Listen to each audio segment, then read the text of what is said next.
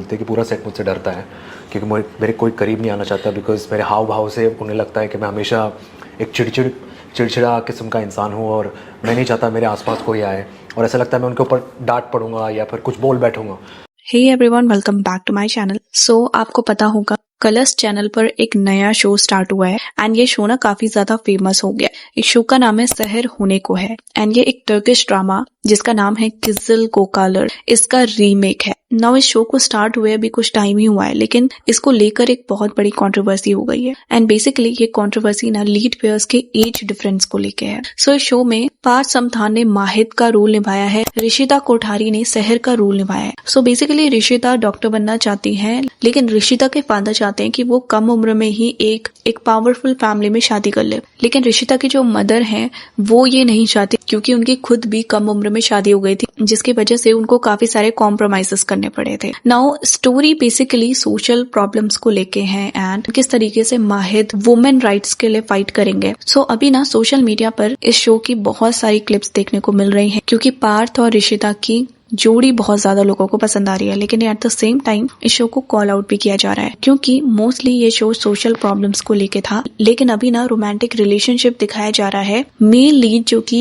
Somewhere 22-23 के around है, एक अडल्ट है, और फीमेल लीड अभी इसमें 16 साल की है। तो जब तक ये शो सोशल प्रॉब्लम्स पर बेस्ड था तब तक तो ठीक था, बट क्योंकि ऑडियंस को इनकी केमिस्ट्री बहुत ज्यादा पसंद आ रही है और अब मेकर समवेयर इसको रोमांटिक स्टोरी लाइन की तरफ लेके जा रहे हैं, इस वजह से ये बैकलैश मिल रहा है। ऐसा पहले भी बहुत सारे शोज में हमको देखने को मिल चुका है। लाइक एक शो आया था पहरेदार पिया की, जिसमें Tejasswi Prakash main female lead थी और वो शो में 18 साल की थी एंड उनका एक रोमांटिक स्टोरी लाइन दिखाया जा रहा था 10 साल के बच्चे से। ऑनलाइन पेटिशंस भेजी गई थी एंड उसके बाद इस शो को बैन कर दिया गया था। उस समय तेजस्वी ने अपने शो को बहुत ज्यादा डिफेंड किया था। उनका कहना था दैट ऑडियंस इसके कॉन्सेप्ट को नहीं समझ पा रही एंड बेवजह इसको जज किया जा रहा है। एनीवे नेक्स्ट शो हमको देखने को मिलता है बैरिस्टर बाबू, जहाँ पर बॉन्दिता 8 साल की थी एंड अनिरुद्ध 22 साल के थे। बट ये वाला जो शो था ये एक हिस्टोरिकल प्रॉब्लम को दिखा रहा था, तो इनिशियली किसी को भी यहाँ पर प्रॉब्लम नहीं हुई, क्योंकि सबको पता था ये एक रियलिटी शो कर रहा है। लेकिन लेटर ऑन अगेन यहाँ पर भी मेकर्स ना एक रोमांटिक स्टोरी लाइन ला गए और तब इस शो को भी बैकलैश मिलने लग गया था। अभी सेम चीज सहर होने को है शो के साथ भी हो रहा है। नाउ एक और शो जो अभी ऑनगोइंग है उसको भी बहुत ज्यादा बैकलैश मिल रहा है, जिसका नाम है रिमझिम। तो यहाँ पर ना मेकर्स ने एक्चुअल में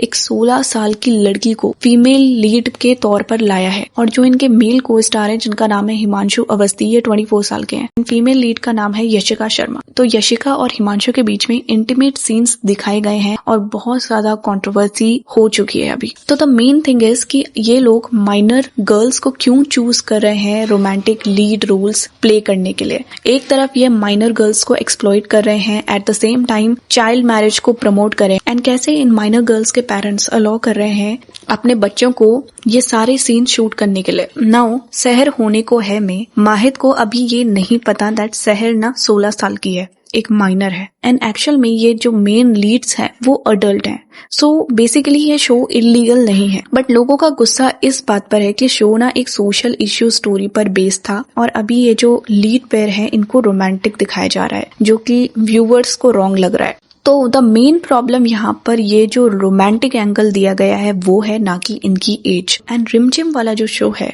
उसमें फीमेल लीड अभी 16 साल की है, ये एक बहुत बड़ी रियल प्रॉब्लम है। ऑल्सो सहर होने को है में सहर की मदर जो कि चाहती है शादी ना हो और उनकी बेटी आगे पढ़ाई करे, उनकी मदर को बहुत ज्यादा हेट दिया जा रहा है सोशल मीडिया पे। एंड क्योंकि ऑडियंस को दोनों की केमिस्ट्री बहुत ज्यादा पसंद आ रही है, तो वो एज इश्यू को भूल जा रहे हैं। तो सही ना होने के बावजूद ये सारी चीजें क्यूट लग रही है। तो समवेयर गलत चीज को यहाँ पर नॉर्मलाइज करने की कोशिश की जा रही है। यहाँ पर ये शो रॉन्ग मैसेज दे रहा है, ऑल्सो यंग व्यूवर्स को भी इफेक्ट कर रहा है। एंड काफी सारे व्यूवर्स जो इस चीज को डिफेंड कर रहे थे, उनका कहना है कि शो तो केवल फिक्शनल है, तो इसका रियलिटी से कोई लेना देना नहीं है, बट फिक्शन अफेक्ट करता है हमारी रियल थिंकिंग को। अगर व्यूवर्स कोई शो देख रहे हैं तो वो रियल इमोशंस वहां पर महसूस करते हैं, वो कपल को शिप करते हैं, उनको डिफेंड करते हैं, उनके एक्शंस को जस्टिफाई किया जाता है, जैसे कि हमको सिलसिला वाले शो में देखने को मिला था, जहां पर ओपनली चीट किया जा रहा था एंड इसको नॉर्मलाइज करने की भी कोशिश कोशिश कर रहा था वो शो। तो ये जो भी व्यूवर्स फील करते हैं ना, जैसे ही एपिसोड्स खत्म होते हैं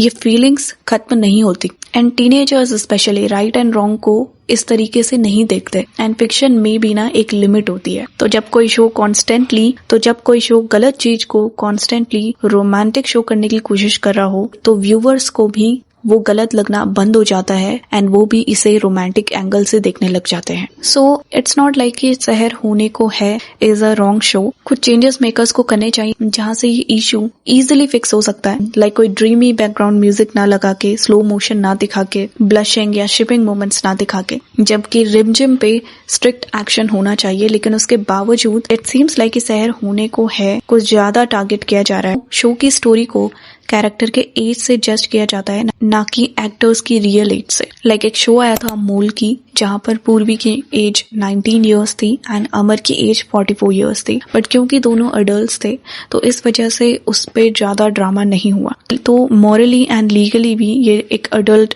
रोमांस है। बट समटाइम्स क्योंकि केमिस्ट्री बहुत ज्यादा अच्छी लगती है, लाइक शहर होने को है शो में हो रहा है एंड फैंस ना एक्टर्स को वैसे ही देख रहे हैं जैसे वो हैं। समवेयर उनको कैरेक्टर के बेसिस पे नहीं देखा जा रहा। तो इवन अगर फीमेल लीड यहाँ पर एक माइनर गर्ल का रोल प्ले कर रही है तो उनको वहाँ पे कुछ गलत नहीं लग रहा है एंड वो फ्रीली उनके एडिट्स बना रहे हैं। ऑल्सो क्योंकि शहर होने को है एक रीमेक है तो जो टर्किश ड्रामा था उसमें रोमांटिक एंगल इतना शो नहीं किया गया था जितना यहाँ पे किया जा रहा है। तो इस वजह से भी जिन लोगों ने पहले ओरिजिनल टर्किश ड्रामा देखा है तो वो भी इस शो को कॉल आउट कर रहे हैं। Now the real question is कि माइनर गर्ल्स को क्यों एज रोमांटिक लीड के लिए चुना जा रहा है। एंड इसका somewhere answer story telling culture and story telling reasons को लेके है। यूजुअली यंग फीमेल कैरेक्टर्स को ना इनोसेंट प्योर ऐसा दिखाया जाता है तो इससे स्टोरी और ज्यादा इमोशनल बनती है। व्यूवर्स के मन में ज्यादा सिंपैथी आती है अगर वो टीन गर्ल को देखते हैं एंड फिर जब वो किसी अडल्ट मेल के साथ रोमांस शो करेंगे तो वो क्यूट लगता है। ऑल्सो इसका एक बहुत बड़ा बिजनेस रीजन भी है क्योंकि यंग गर्ल्स व्यूवर्स को अट्रैक्ट करती है, रेटिंग्स बूस्ट करती है, शिपिंग कल्चर भी यहाँ से स्टार्ट होता है एंड बहुत बार